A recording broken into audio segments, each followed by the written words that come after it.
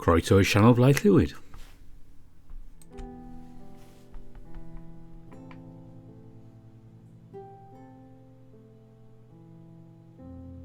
You're only moving in circles. And the circle has brought us back to Echo again. Will we ever escape Echo? We're actually doing Carl's routes on this version.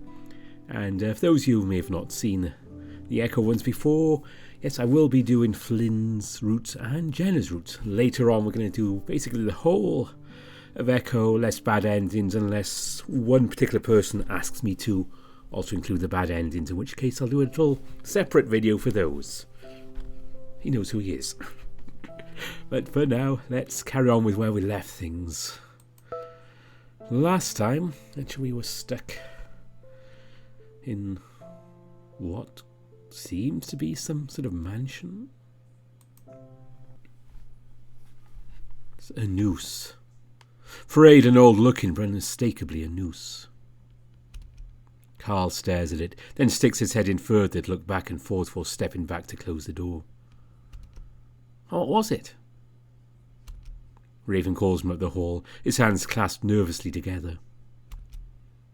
I noticed then that the rotting smell is completely gone now, instead of getting stronger when Carl opened the door. Oh, nothing. An empty room. I see Carl visibly trying to keep his breathing under control as he holds the knife out to Raven, before bending down in front of me again. Really? Oh, thank God. Carl trembles as he stands up with me in tow. As the husky moves onto the final door, I lean in next to Carl's cheek. You okay? Did you see anything? He turns his head towards mine, touching his cheek to mine. Aside from the rope? Oh, no. It's hard to say whether or not I believe him, or if he's just trying to protect me from whatever else he saw in there. Either way, I don't press for it. The last door is locked. It's big and made of small logs. Its deep brown colour contrasts with all of the others. Raven jiggles the handle a few times and Carl tries to look into the cracks between the logs, but it's completely black. So that's it. That's all the doors. I'm starting to feel a certain level of panic again now that we know that we're stuck. Carl, I think, picks up on that and comes over to where I'm leaning against the wall to set a hand on my shoulder. Yeah, that's all right, man. We haven't checked the attic either. I mean, there aren't any windows, so like you said, we're probably in a basement or something, right? The reassuring hand feels good, but it's not exactly enough to keep me from feeling this certain level of despair. Honestly, I think I'm still dreaming right now. Carl doesn't say anything to that. Raven sidles up next to us. Well, dream or not, I'm still pretty hungry. We both glance at Raven. I can't help but give a little laugh at the grin on his face. I guess, at least for now, it's best to just not think about it. We head back to the kitchen, which doesn't take very long because every door on the left leads to it. We all split up to search the many cupboards and drawers of the kitchen for food. We come up mostly empty, only finding silverware and cooking utensils here and there. Because of my injury, I cover a lot less ground, only able to hobble around along the counter, using it as a crutch as I move down a line of cupboards. If we were able to find any food, there's no way I'd be able to cook it. The only thing I'd ever been able to make on my own was a grilled cheese sandwich back when I was in high school. Even then I almost burned down the house when I dropped a piece of bread on the gas stove. In a panic, I threw the flaming bread across the kitchen into the living room.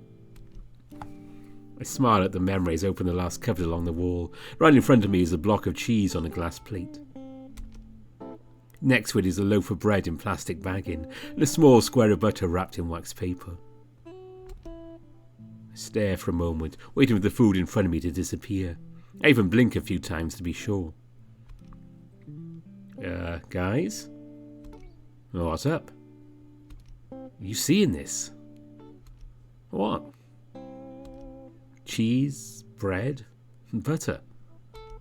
I stand to the side and Raven perks up. Oh, you found food. I swear I already checked that cupboard. Raven is next to me a few seconds later, reaching in to take out the food. For a moment I swear the bread blurs as he pulls it out. I have to shut my eyes for a moment to keep from feeling sick. I feel Carl support me from behind with his hands on my shoulders. Whoa, dude, you alright, Chase? I grab onto the counter again. Yeah, it's just... Carl waits for a moment. What? I was thinking about grilled cheese before I opened the cupboard. Like, you just wanted a grilled cheese sandwich really badly and it popped up? Sort of. Huh. Carl walks up to the bread and bends over, observing it closely. Well, it looks real. It is real. Raven walks up to the cupboard where he'd pulled the food from and closes it. Alright, I'm wishing for a steak. He closes his eyes for a moment, then reaches out to pull the cupboard back open, smiling expectantly. It's empty.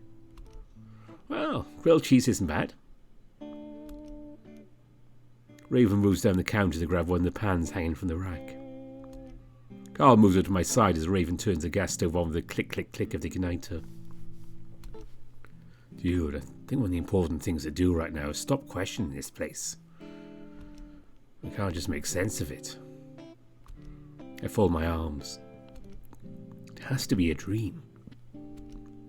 Carl puts an arm around me. Well, maybe. But, dude, I'm just glad I'm not here alone. I nod in agreement. Yeah, I don't think I'd be able to deal with that. Well, let's just take it one step at a time for now, man. I manage a small smile. Are you high right now? Carl laughs. Oh man, I wish. I hear the sizzle of the melting butter as Raven plops in the pan. Carl and I go out setting slices of cheese in the bread as Raven starts searing them. The action of making food is enough to calm me down at least a little, and the other two keeping high spirits lifts mine. Before long there are 6 grilled cheese sandwiches stacked on a plate. They look good, but after the first bite I almost let the food fall back out of my mouth. What the fuck? I look over to see Carl and Raven pulling similar faces. Yeah, it kinda tastes like chalk. You know what chalk tastes like? Yeah, I ate some when I was a kid. He has a point. It's dry and crumbly, almost inedible. Well, it still sort of tastes like grilled cheese. Sort of. I don't think this is food. Oh, it's not that bad. Besides, it's all we got. Raven forces another bite and so does Carl. I can't bring myself to do it. My ankle, the smoke, the dead body smell and noose. It's all too much for me to deal with right now. I watch Carl and Raven talk back and forth, and I'm again struck by how surreal this all feels. Think back to the time I first got stoned from a stupid pot muffin, and nothing felt real. I felt like I wasn't in control. It's like that, only 10 times worse. Wonder if the others feel the same. Something ebbs the surface of my mind, trying to break through the veil of fog shrouding my mind. What are we doing? Why are we sitting here eating when we should be trying to figure out a way to get the fuck out? I open my mouth.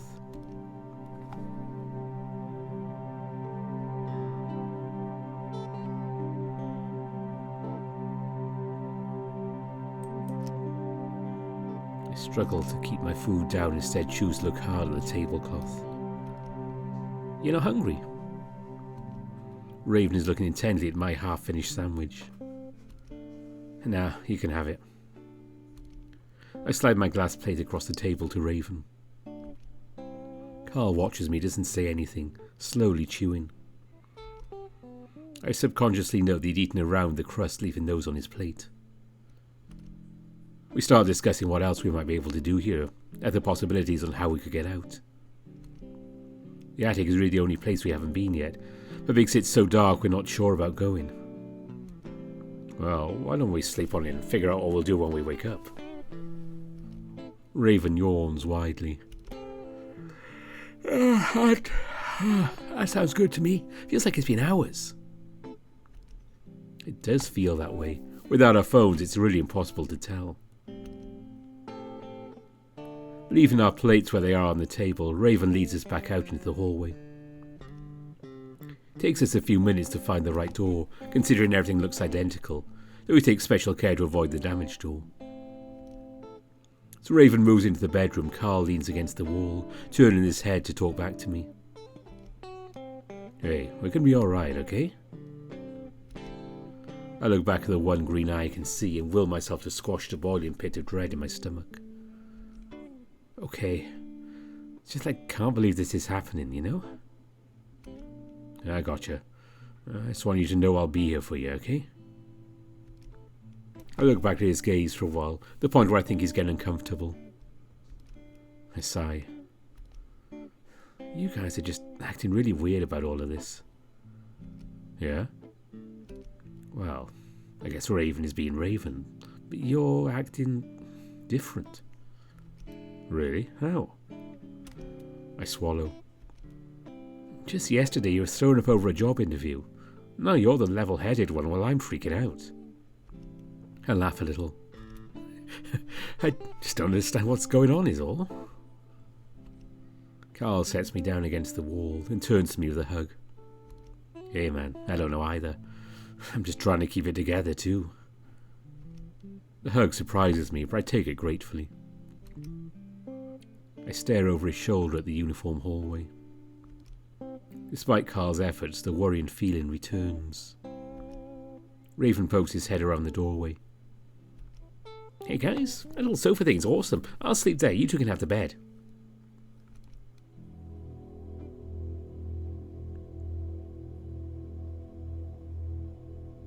Sunday.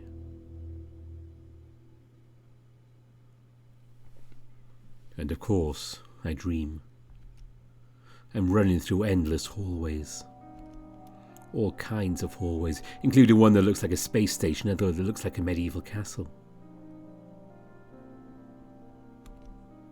In each one I run into locked doors. Because of this I can only move through the halls, never knowing what's behind those doors.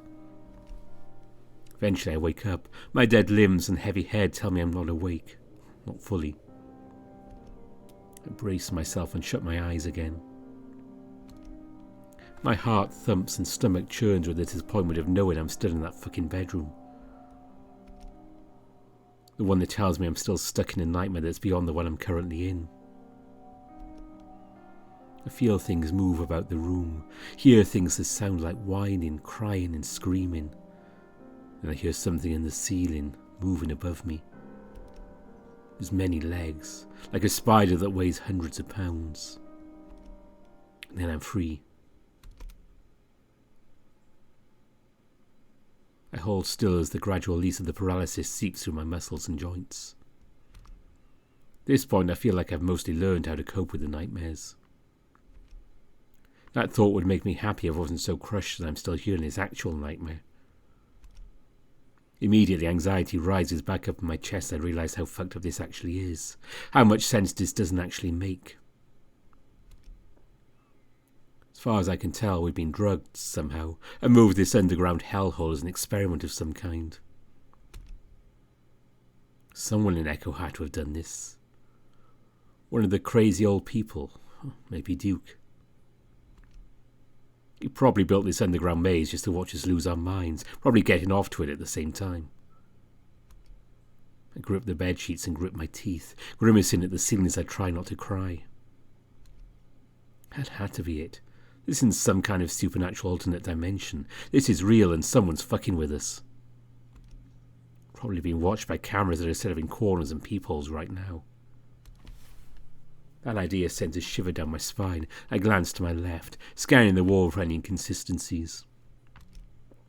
We need to get out of here as soon as we can, and the sooner we start moving, the better. I hear a small whining grunt to my left at that moment. I look over, only to find that Carl isn't in the bed next to me. I stare for a moment at the tangled mess of sheets on his side of the bed, trailing off the side. Carl? Another grunt. Then I hear Carl.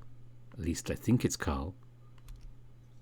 His voice is deep, raspy, and it sounds like he's trying on some sort of weird accent I never heard him use. My name is Child. Slowly I sit up, and that's when I see something white sitting next to the bed.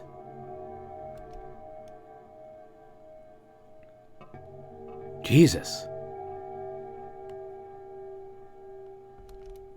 I jump and slide back on my ass away from it, almost falling off the other side of the bed. Staring at it a few seconds longer allows me to make out the clear shape of horns under a bedsheet. Carl is sitting next to the bed with a white sheet over his head, swaying back and forth gently. What the fuck, Carl? I whisper to him, my early exclamation sounding way too loud in this quiet room. Look over at Raven, but somehow he's still curled up on the sofa, fast asleep. Returning my attention to Carl, I jump again as I see that he's staring straight at me. It would be staring at me if there wasn't a sheet in the way. Carl, what are you doing?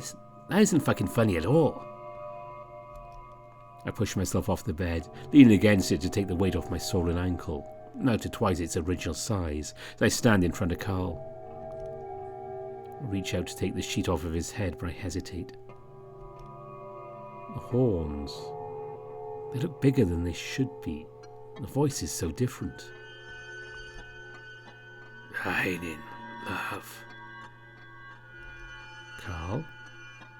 Carl, you're scaring the shit out of me. My voice is weak and it cracks at the ends. I lose my nerve. Had this place been getting to Carl more than he's been letting on?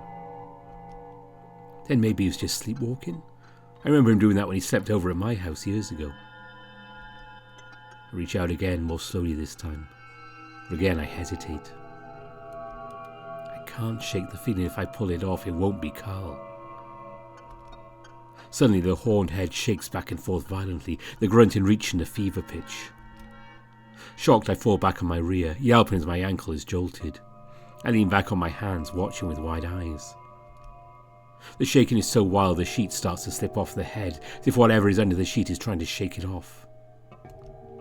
I brace myself, watching as the sheet slides slowly from the horns to reveal Carl. Of course it's Carl. He stares back at me with bleary eyes like he's just woken up. I swallow hard. Carl, what are you doing? He's silent for a moment, then finally speaks.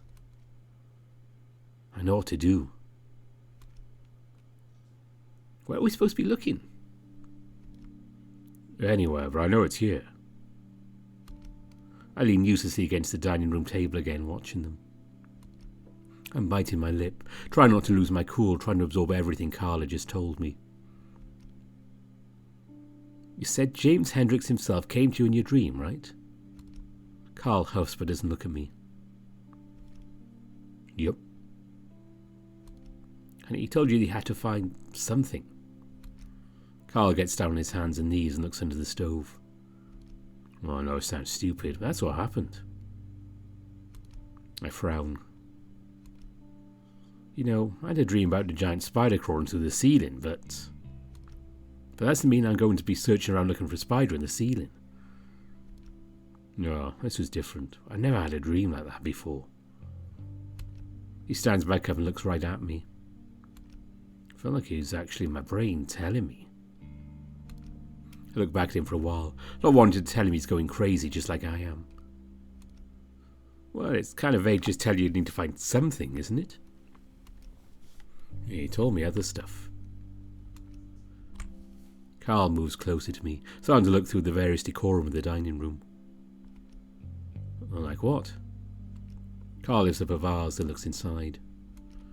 Oh, I said this place is chaos, a leftover memory from the old house. That still doesn't really make any sense. And they organised it for us into separate sections to help us figure this out and clear his name so we can get out of here. How is clearing James Hendricks' name going to end this? I throw my hands in the air to gesture to everything that this is. Carl bends down to look under the dining room table, then stands up right in front of me. What else do we have to go off on? Hey, I found something weird. We both look over at Raven, who holds up a corkscrew. Carl turns back to me, ignoring the husky. Well, if he finds it, that locked door open won't be able to get out. If he's here, why doesn't he just show up himself and do this for us? Well, he said that he's weak. There are forces in this house that have more control than he does. He can only do so much. I gape at him. Do you hear yourself right now? Carl frowns, then moves past me. What's his name even need to be cleared of? I feel tears starting to sting my eyes again, so now I think I'm the only one here who realises how crazy this all is. Don't you guys get what's actually going on here? Raven stops rustling through the drawers and looks up at me. You okay, Chase? No, because someone fucking kidnapped us, but it's in this crazy maze dungeon and we should be trying to figure out how we can get out. It's quiet for a moment as Raven and Carl exchange glances. It's okay, Chase. We can get out of here. I lean my head back in despair, about to cover up my face with my hands when something catches my eye. In the chandelier, a small white envelope is wedged between the glass ornaments. I squint to make sure it's not my watering eyes creating an illusion. Yes, there's definitely an envelope up there. Diamond patterns from the crystal cast across its surface. Guys? Carl ignores me as he continues to shuffle through things on the counter behind us. Carl, I found something. I point straight up the chandelier above me. Carl stops then, finally, and moves next to me, looking up. Oh, is that a letter? Looks like it. Do you think, is that what you're looking for? Carl gets up on the table, wobbling slightly as he reaches up to pull the envelope from the crystals. With a heavy thump, he drops back down to the floor. I'm still sceptical of everything right now, but as I get a close look at the letter, I think I start to recognise it. It kind of looks like the same envelopes your mom collected. Carl picks up the envelope, turning it over. Oh, kind of. It just says John on the front. Carl opens the flap to empty out the contents. Well, isn't that the guy that... Whoa! The letter lights up and what sounds like a match being struck accompanies the flash. Carl gasps and drops the letter, shaking his hands. It's on fire! Oh shit, put it out! I stupidly wonder if the lights had somehow set the letter on fire as Carl starts trying to smother the letter with his sleeve. That moment, a great moaning sound shakes the walls, almost knocking me off my feet and sending plates crashing to the floor. I cling to the table as the plates fall away from the counter and the chandelier swings above us. The deep groaning coalesces into a scream that makes me clap my hands over my ears. Carl is staring at the ceiling, his eyes wide while we hear another hissing sound. I jerk my head to look back in time to see a gush of inky black smoke burst from the stove, another scream accompanying it. It rushes straight towards us, and for just a moment I see the outline of what looks like a mouth and eyes in the smoke before it engulfs me. My senses are completely smothered. It feels like something is slamming up against my chest and all my air is gone to be replaced by the unbreathable smoke. Its consistency is like water, filling my ears and my eyes. I scream into the emptiness, but I can't hear myself over the cacophony that sounds like rushing water, mixed with muffled screams and explosions. I fall to my knees, then curl up on the ground into a ball, just praying the savage thing killing me would stop. Just as I'm starting to give in, something grabs the scruff of my neck hard and yanks me up so violently my teeth clack together. The fingers are unmistakably hooved. There, you fucking idiot! Then I'm shoved forward and find myself laying flat against the dining room table. Completely blind, I feel around before finding the letter. I clumsily rip the envelope apart, grabbing the letter inside. Like a massive vacuum being turned on, the smoke is sucked out of the room along with the horrible screaming and roaring. In an instant, the room is quiet again, and I slump back to the floor, gasping for breath. Carl is right next to me, curled up in the same position that I was. Raven is whimpering, his face in his hands and his rear in the air. Carl coughs a few times, wheezing in air before he looks at me and the envelope clutched in my hands. What the hell just happened? Are you okay? I can't respond. I lean back against one of the chairs tucked under the table for a moment, gathering my wits. Carl? Yeah? If that James guy tells you anything else, just tell me and we'll do it. Carl breathes heavily in response. Raven, you okay? Raven sits a few feet in front of us, on his knees, tongue hanging out as he gasps. Oh, good. You know, that's what I saw yesterday. Yeah, I gather that. I give a short, humorless laugh. That, and also I'm done asking questions. I just want to get out of here. After a few minutes of catching our breaths, I turn my attention back to the letter. Somehow it's completely undamaged despite catching on fire. It feels crisp and new and the ink almost looks fresh. It definitely looks like it came from one of the bins in the crawl space. But if that were the case, then there's no way it could be in the great condition it's in. The letter itself is short and I start to read it aloud. My dearest John, the militia grows more agitated by the hour, and I fear they will demand a search of this mansion. If that does indeed occur, I will do everything in my utmost power to hold them off. I look over at Carl, wondering if he just wanted to read the letter instead. But he's looking right at me. They'll never find the room I left you in, do not fear.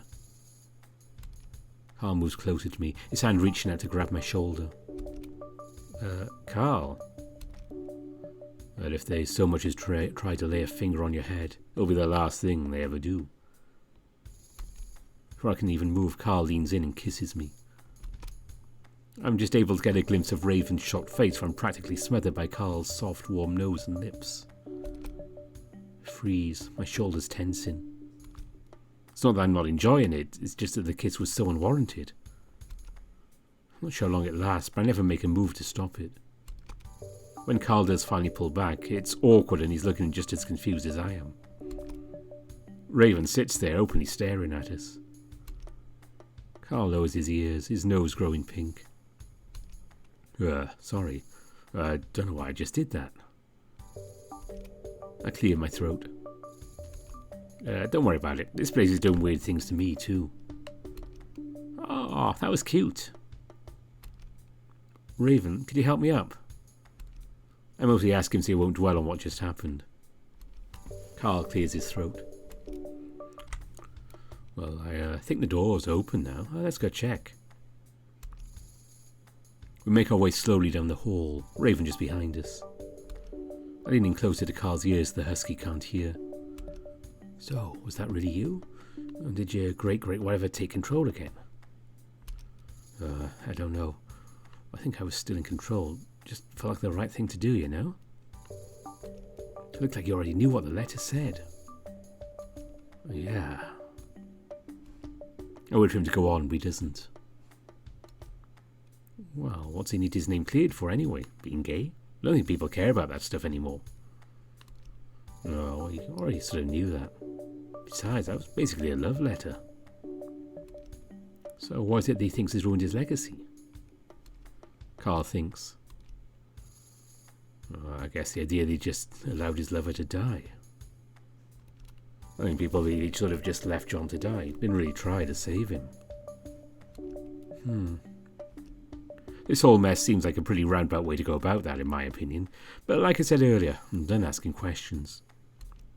Well, it was kind of nice. The kiss, I mean. Carl looks back at me with one green eye. Yeah? I smile a little. I guess the fact that something had been growing between us since the beginning of the week is pretty undeniable. And now we're here in this crazy alternate dimension with smoke monsters. So, well, fuck it, I guess. I lean forward and kiss his big soft cheek. Yeah. Carl grins and is about to say something when I catch movement out of the corner of my eye. Immediately afterwards I hear a dull thump and Carl grunts, his eyes bulging before he crumples, sending me to the floor with him. Oh my god!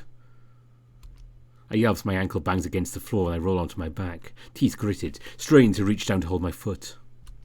Whatever just hit us is standing over me now. I raise a hand feebly to hold off the next blow. When it doesn't come, I lower it slowly and look up. Jenna? Jenna stands there stoically, holding what looks like a small wooden stool. Jenna, how did you get here? Jenna slowly sets the stool down, slowly seeming to recognise me.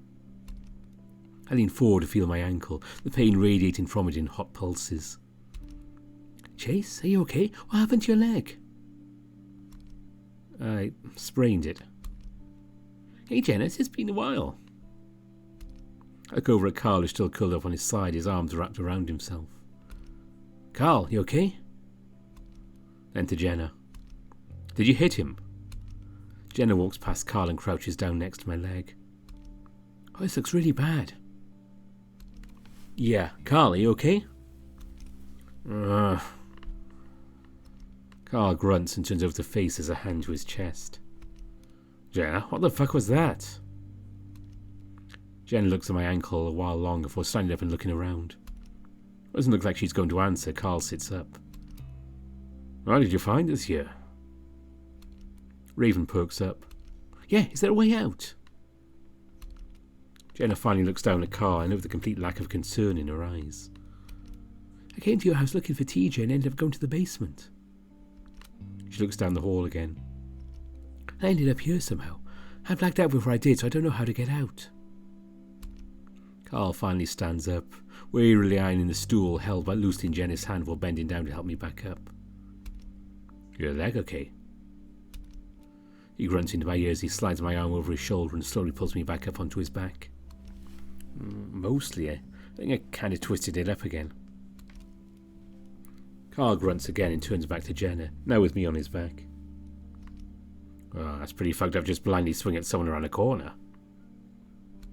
No, what's fucked up is waking up in a place you have no memory of going to. Jenna's sharp muzzle points right at Carl, glaring.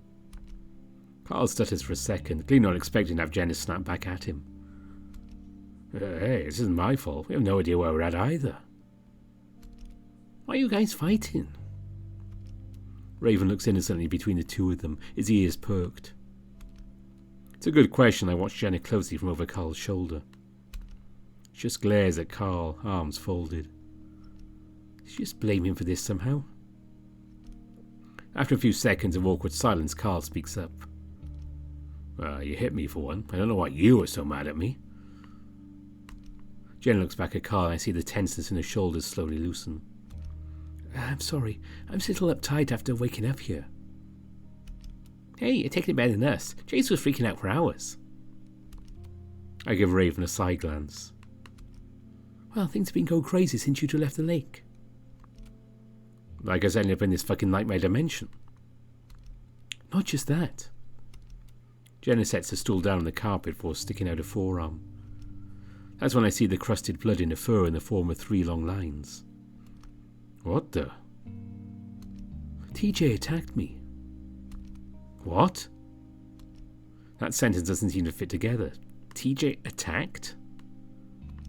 Why? I have no idea. The faraway vacant look Jenna had in her eyes earlier is fading to be replaced by a more concerned expression I better know her for. I've been losing it ever since Flynn tried to grab him at the lake.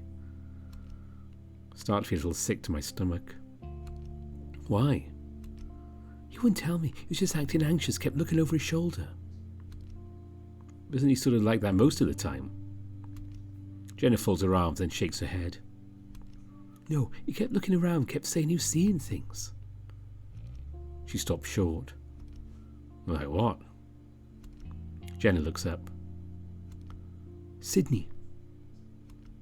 We're quiet for a while. It seems all the rumours about this town are true. Everyone is crazy.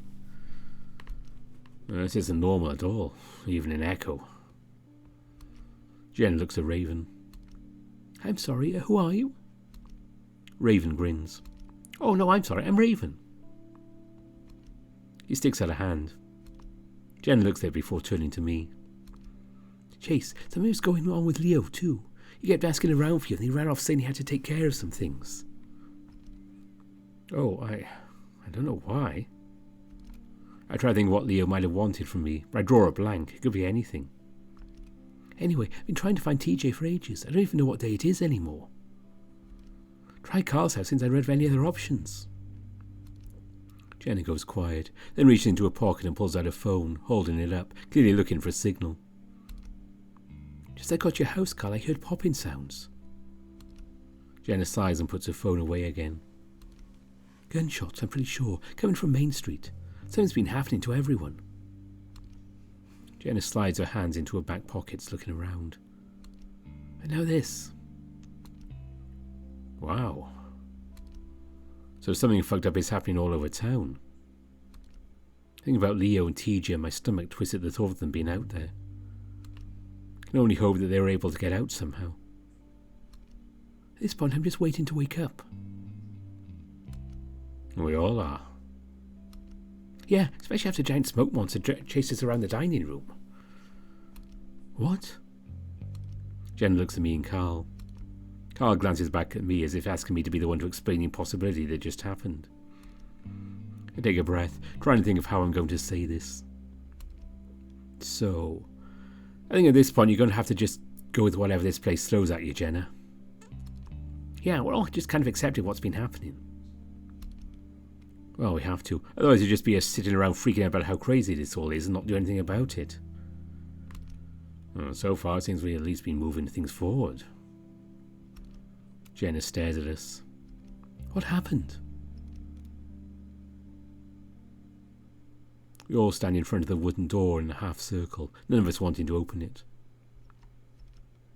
So, this is all to clear James' name? It seems that way. But why go through all of this trouble? I rest on my good foot on the carpeted floor while I lean on Carl's back, wanting to give him some relief from carrying me all the time.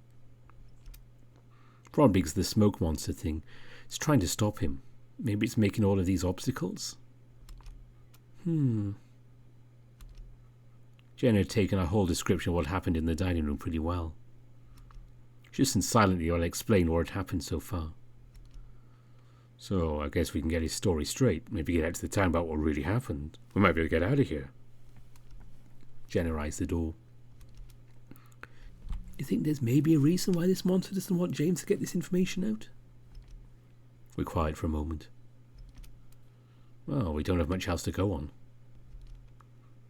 Again, there's a long pause as we all contemplate what the hell might be behind the door. That pause is broken by a certain husky, though, as his white hand suddenly reaches out to grasp the handle. Maybe we've already done what needs to be done. I bet this gets us home. Raven! The heavy door pulls open slowly with an unearthly squeal. For the brief moment I'm conscious, I see a black square in front of me that grows in size until it takes up my entire vision. Muscles in my back and neck seize up, my teeth clench together as my head jerks back. Then I'm falling.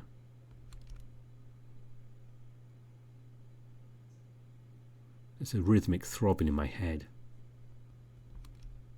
It's hard to decide if it's coming from inside my head or outside. The next sense to come back to me is touch. I feel a cold, hard surface under my back. Probably wood, judging by the way my claws sink into it. I shift around a little. I don't feel like getting up just yet. The smell is musty and old. I'm reminded of my grandpa's woodshed, a place I'd often go when I played hide and seek. The drumming sound continues, and the rhythm makes me think that it's definitely coming from outside my body. It sounds tribal, in a way. Where am I? On the edges of my memory are troubling images of endless halls and rooms, the smell of decay in a noose. I feel like if I block it out and just go back to sleep, I can erase all of it. I almost succeed, then something brings me right out of my reverie. Carl? Chase? I grimace. The voice reminded me of something dark, cloudy. Help! The much louder yell that follows has me rolling to my side, cracking my eyes open blearily. I'm in a dark room, very dark. The only source of light coming from what looks like a candle on a bedside table. A large bed sits next to it. I'm laying near the foot of this bed, and opposite me I can barely make out a wall next to which is a wooden box. Help! Raven's plaintive moan forces me to my feet, my joints cracking uncomfortably. As I drag my right foot up to stand under me, a blinding pain flashes up my leg, sending bright white across my vision. I let a muffled scream of pain behind my clenched teeth, closing my eyes as I wait for it to subside. Memories are starting to flow back to me. There's a doorway in front of me, and I start to make my way towards it, hopping slowly on my left foot, holding the right off the ground. I come into a small hallway, one that branches to my left into a corridor of darkness. Right in front of me, however, is a set of stairs. The light glows at the bottom. I'm pretty sure that's where Raven's voice is coming from. In fact, pretty sure I can hear other voices coming from there as well. I look down at my ankle, wincing as I see that it's gotten even bigger, more than twice its original size. I'm starting to think that it's more than a sprain. So I make my way down the stairs, cringing with every light hop. My stomach starts to sink. I remember now. The weird mansion that we were just in, the doors and hallways and the smoke monster. And the door we just went through. Whatever's happening to us isn't over yet. When I reach the bottom of the stairs, I find Jenna and Carl standing around a tall brown wardrobe.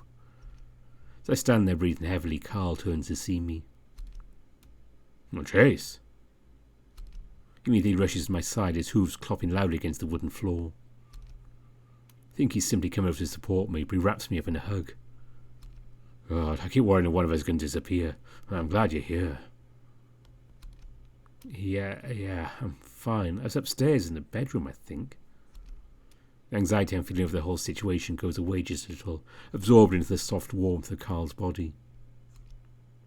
Over Carl's shoulder I can see Jenna watching us, her eyes narrowed, expression dark. I had to ask her what's wrong when I hear a loud bang from inside the wardrobe. "Guys, are you still there? I think something touched me." Jenna turns back to the wardrobe, silent for a moment, then bends down to look at something. "Guys?" I hear a metallic click, then Jenna jumps back as one of the doors swings open and a black and white blur falls out like a rock. Raven face plants neatly into the wooden floor. He stays there a moment, moaning into the planks before Jenna bends over to help him up. "Are you alright?" Yeah, I just felt like something grabbed me." I look back up into the wardrobe to find a very bare and empty wooden compartment. I'm inclined to believe him, though, after everything that's happened. Well, where are we? It's a good question, and now with the excitement over, I take the opportunity to look around as well. Everything's wooden, the walls, floor, ceiling. There's a large rug on the floor covered in colourful patterns and shapes. It reminds me of the art projects we do in elementary school when learning about the natives. There's a big stone fireplace and 2 rug-covered chairs in front of it. Jenna gingerly shuts the wardrobe. "So, a log cabin. Does everyone remember where we were before?" "Yeah, that mansion place. So we're still stuck in this dimension thing." I sigh, rubbing my face with one hand while I lean against Carl with the other. I'd long ago given up on trying to figure out exactly what the hell is going on. Like Carl said earlier, we just have to keep moving and hope we get out of here. What's that sound? The drumming I thought was coming from within my head has started up again. Drums? The husky moves towards the wall, which consists of several logs stacked horizontally on top of each other. I can't see anything. The cracks are filled in with stuff. I look around again, this time more carefully. Right in front of me is a large log door, not unlike the one we initially came through. On my left side, separated by the stairs, is what looks like the kitchen side of the room. In it there's a small table with 2 chairs on either side. There's also a big black wood-burning stove next to a few shelves which are full of pots and pans. Various tools and furniture clutter up the rooms. And there's a window. I pointed out to Carl.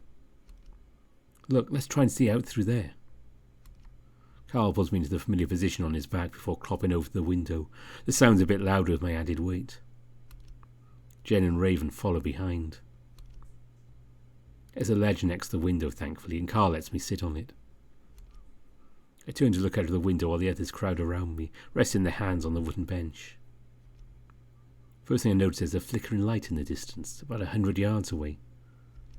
It casts out across the ground around it. Shadows from rocks and bushes dance about the movement and illumination. It's definitely a fire. A large one, probably a bonfire. Blackness around the fire is unnatural, though, just like what I saw through the windows in the mansion. It's inky and thick, and has the oppressive air of almost being alive. No other light comes from what I presume to be the sky, that fire being the only signal that anything exists outside the cabin. A fire, Raven says redundantly. The drumming, it's coming from it. Carl reaches out, but his hand looks to immediately press against something. I reach out too, and feel a solid flat surface where a pane of glass might be set up, but it's clear there's nothing visible there. Observe, accept, move on. Hey, look! I look up in time to see something dark flash across the fire. It disappears into the darkness to the right of the flame, though. What was that? Maybe it was a tumbleweed or something? No, it was jumping, whatever it was. I feel it prickling along my neck. Now I'm not really into the idea of just staring out into the darkness. Then it happens again, and I see what Jen is saying. The dark shape starts to the left side of the fire before passing in front of it. I get a brief impression of a tail and ears, legs and arms pumping as if jogging in place. It moves past the flames, then disappears into the darkness again. Something's out there. We continue to watch.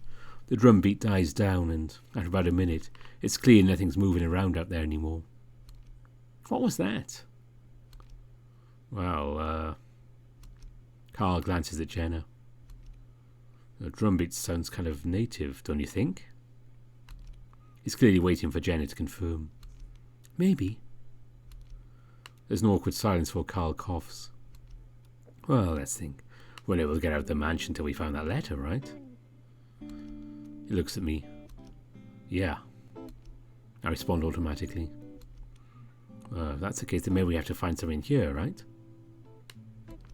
I guess that would make sense, but what are we supposed to find out? A letter? Yeah, didn't someone tell you about finding something that would open the door? Yeah, and I think it makes sense that whoever set this up would do it the same way, right?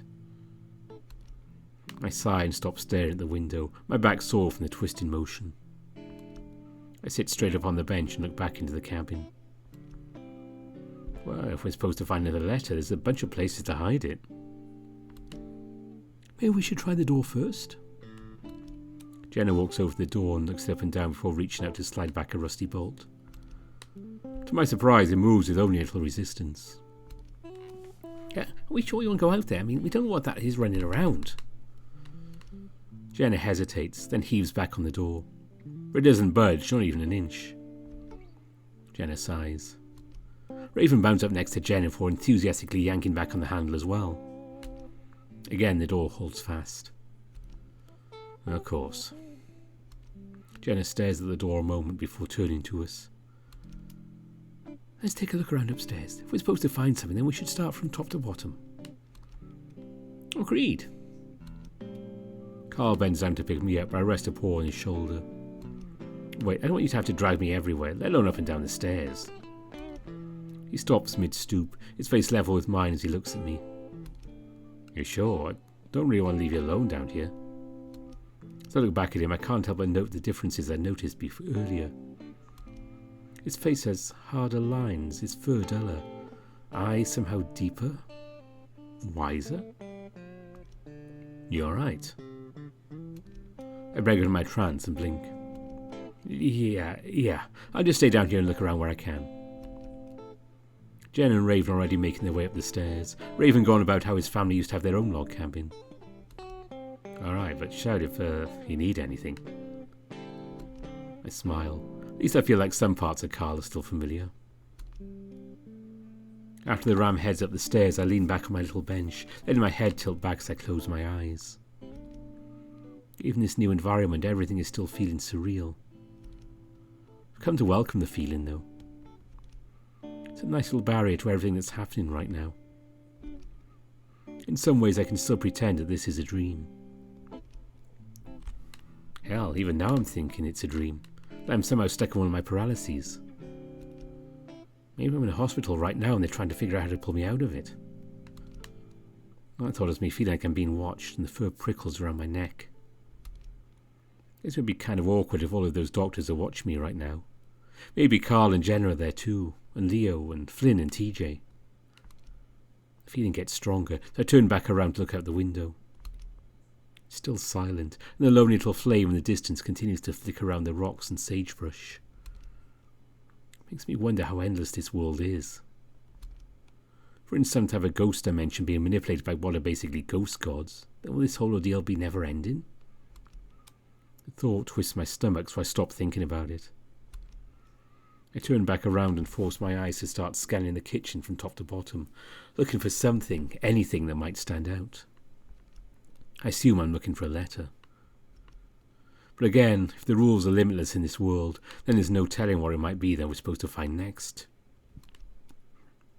Think about vocally asking James, or whoever the hell it is, for some help. Maybe some kind of hint at least. There's no way I'm going to do that without the others with me. Thinking about pushing off the bench and start limping around the kitchen when a small scratching sound catches my attention. I hold still, then lean back, tilting my ear towards the sound. It's muffled and a bit distant. It's coming from directly to my left. Is it happening on the outside of the cabin? My fur prickles and I think about calling Carl. I can hear the three of them stomping around talking to each other in muffled voices from upstairs. I turn around again, this time a little more tentatively. The dancing bonfire continues to glow quietly, no other movement aside from the shadows. This time a rustling sound comes from that same spot, and I instinctively turn my eyes in its direction. Carl? I raise my voice only a little bit. The conversation carries on upstairs if I hadn't said anything. I look up at the ceiling, then back out to the window. The rustling sound continues, this time in earnest, as if something's twisting around in the brush. It's coming from just out of view of the window, right at the base of the house. I hold my breath and lean forward, stretching my neck up to get a better angle and peer down into the darkness. It's really too dark to see much, or at least that's what I was thinking. As if it has its own glow, a bright white face stares back at me from the blackness. My mind blanks, my body seizes up. Just like that I'm in a paralysis, forced to stare down at the white face, the black eyes. As if the thing is holding me with its gaze. But as it does, its features become more definable. I see tall ears, a long pointy muzzle, a band of some type across the thing's forehead. Stop it! Something says it very deliberately through the teeth right in my ear. At the same time the face flickers and fuzzes, like a TV picture with bad reception. The head twitches and shifts, then the muzzle opens and... The cackle that comes forth is all at once terrifying and familiar. At that moment I'm released. My vocal cords start working at the same time, let out a scream as I fall backwards. I land on the wooden floor with a loud thud that shakes the pots and pans on the shelves.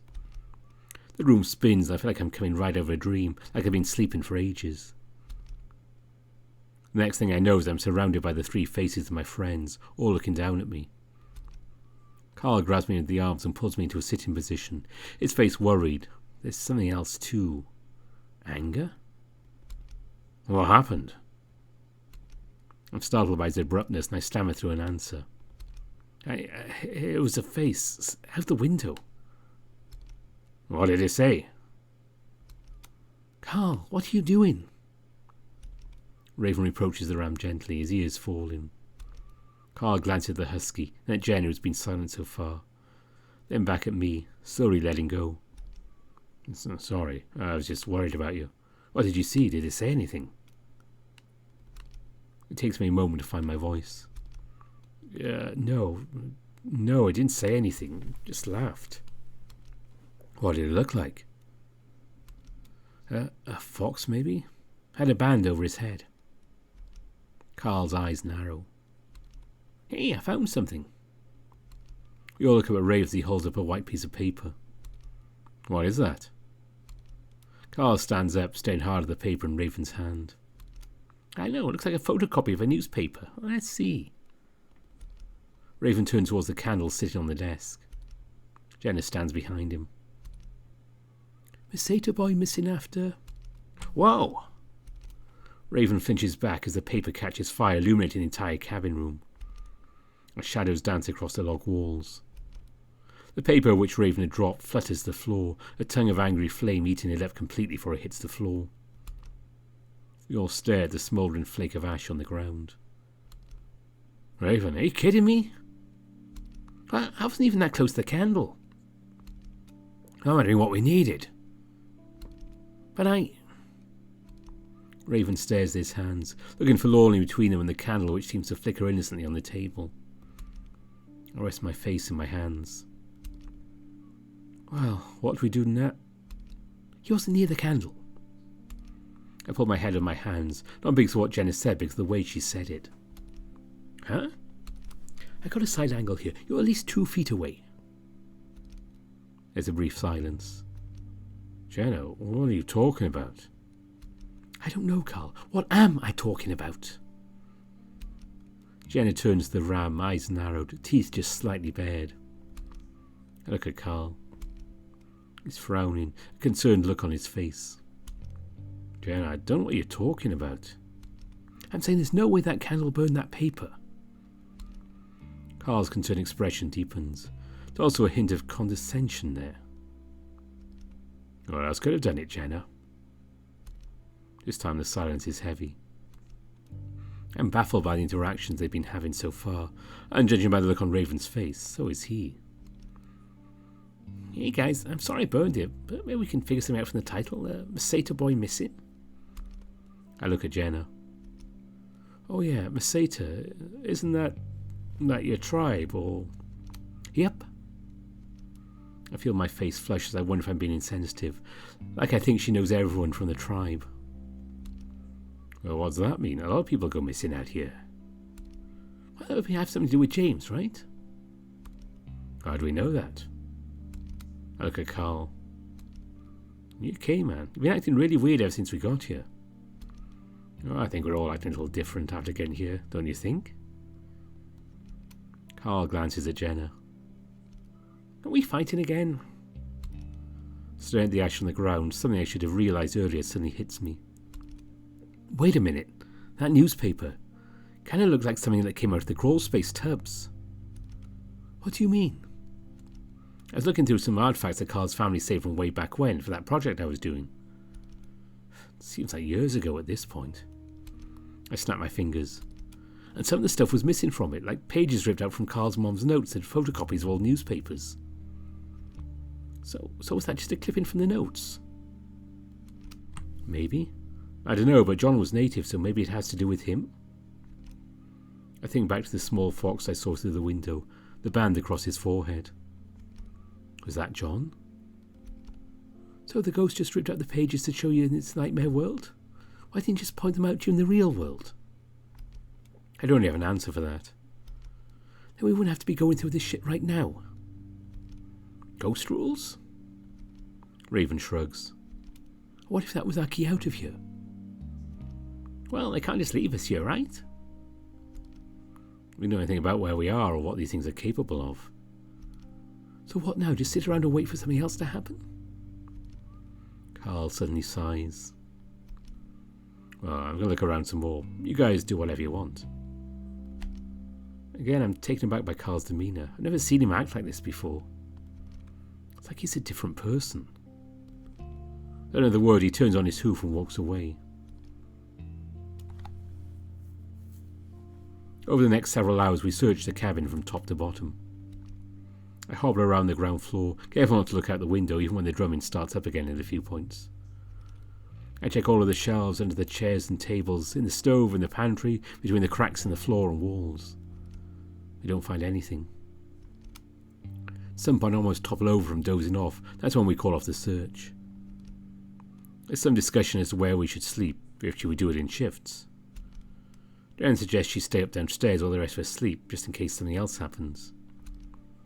Carl suggests I sleep in the bed upstairs because of my leg, and I have to agree with him. Raven stays downstairs with Jenna, making himself comfortable in one of the chairs. As Carl hobbles up the stairs with me on his back, Jenna watches us the whole way. I sit on the bed, watching as Carl moves about the room, looking behind shelves and under the bed. Carl, I hate to ask again, but are you okay? He looks back at me. Yeah, I'm fine. Just want to make sure everything is safe for you. Thanks. It's just you seem different, I guess. Carl looks at the ceiling, seemingly thinking. It's difficult to make him out in the darkness. Just like when he had a sheet over his head, I get the weird feeling that who I'm looking at might not be Carl. Yeah, I think it's just this has made me grow up. I realise now how useless I've been. This is the opportunity for me to actually do something, help people, you know? Yeah. It sounds nice, but I can't get rid of that nagging feeling that something is off. It's in the way he talks, the way he moves, right down to his facial expressions. I swing my legs gingerly onto the bed and lay back. Carl comes over to sit on the other side. Gonna sleep here too? Yeah, you need me to get around, so I'm gonna be by your side as much as possible. Alright, thanks. As we lay awkwardly on our backs for a moment, Carl suddenly turns on his side and pulls me into his chest. I'm surprised and turn instinctively so that he's spooning me. Guess it makes sense after our semi-confession back in the mansion. He nuzzles my neck, but again the action is weirdly unnatural. Even with his big warm body next to mine, it takes me a long time to fall asleep. I open my eyes and blearily I can make out the dark cabin room.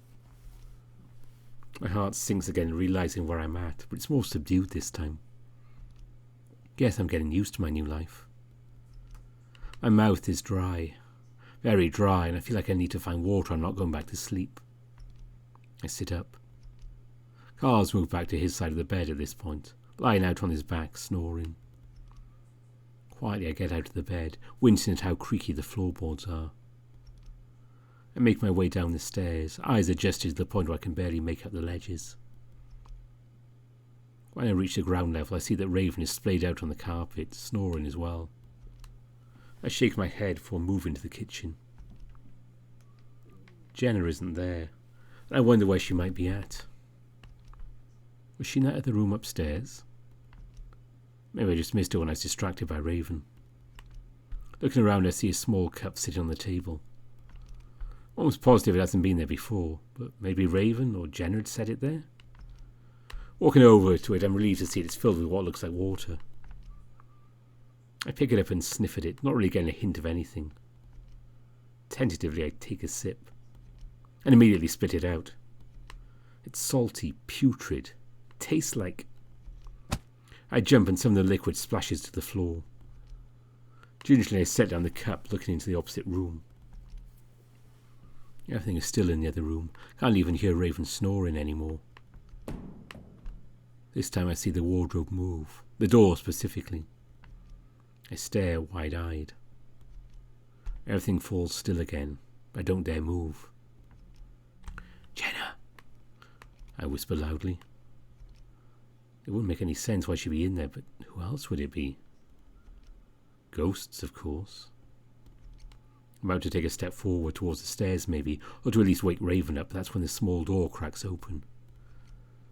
I freeze, all of the fur on my body standing up. James? Words down my tongue as something long and black slides out from behind the door. It dips down towards the ground, and only then does it vaguely take the shape of a foot. Another long black tendril follows, slightly ahead of the first one. When it touches the ground, it takes the shape of a hand, resting flat on the wooden floor. I choke and start to try and back away, but then... The door explodes open. I'm just barely able to make out a galloping black shape before it engulfs me. I collapse back onto the ground, twisting, trying to scream. The thing is completely covering and smothering me. I choke and gag, feel like I'm being suffocated, my arms pinned to my sides, my legs rigid. I try to yank away from the thing. It feels like something is freed from my mouth and I'm able to scream. Help! Get it off me! Help! Chase! The surface underneath me becomes soft, the thing on top of me warm. Through bleary eyes I look up at Carl, just able to make out the curve of his horns. Carl? I hear movement at the doorway and I glance in that direction and find Jenna standing there, hackles raised, teeth bared. Jenna? Before I know what exactly is going on, Jenna sprints across the room and jumps on the bed. Carl doesn't even have time to turn around before she snatches him up by the horns, yanks his head back violently. The ram lets out a choking sound as he's dragged back and thrown to the floor. Jenna jumps off the bed after him. From the sounds of it, she lands on him. What follows is a series of thuds and smacks. Weakly, I pull myself to the foot of the bed, still completely disorientated. I knew it, you motherfucking piece of shit! I see his Jenna sitting on Carl's back, swinging a fist into his head while the ram tries to cover up. You haven't changed at all! Jenna, stop! I roll off the bed, confused as to why I'm so weak. Pain shoots up my leg again, but this time I barely notice it. There's something around Jenna, something big and black, like a shadow, making her look much bigger than she actually is. Her fist swing and hit Carl with a force I didn't think she was capable of. Then she grabs Carl by the horns again and yanks back before slamming his face back into the floor. Jenna! I lunge forward, trying to put myself between the two of them. Underneath me, Carl has gone limp. Just like Jenna, there's something black and shadowy around him as well. But it's fading, moving away. Jenna's still trying to get at Carl, reaching around me and snarling in my ear, a sound that makes my fur stand on end. Then she's gone. I look to my left and see Jenna being drawn back by Raven, his eyes wide with shock. What are you doing? Jenna struggles in the husky's grasp. I saw him. He's trying to fuck the otter. The otter? Jenna, stop. He was helping me. Raven continues to try and pull Jenna towards the door, but she continues to struggle. I was having a nightmare. Jenna's struggling, losing some of its vigour, but she continues to snarl in Carl's direction. Raven, please get her out of here. The shadow around Jenna seems to shrink and her face shows some doubt. She stares at the crumpled form of Carl. After a moment, she seems to let the husky lead her from the room. I hear soothing tones from Raven as he leads her down the stairs. I turn back to Carl, who has his arms around his head, face still buried in the ground. After a while, I see his shoulders heaving with sobs. Gently pulls me with his arms back and he looks up at me. This time I recognise his face.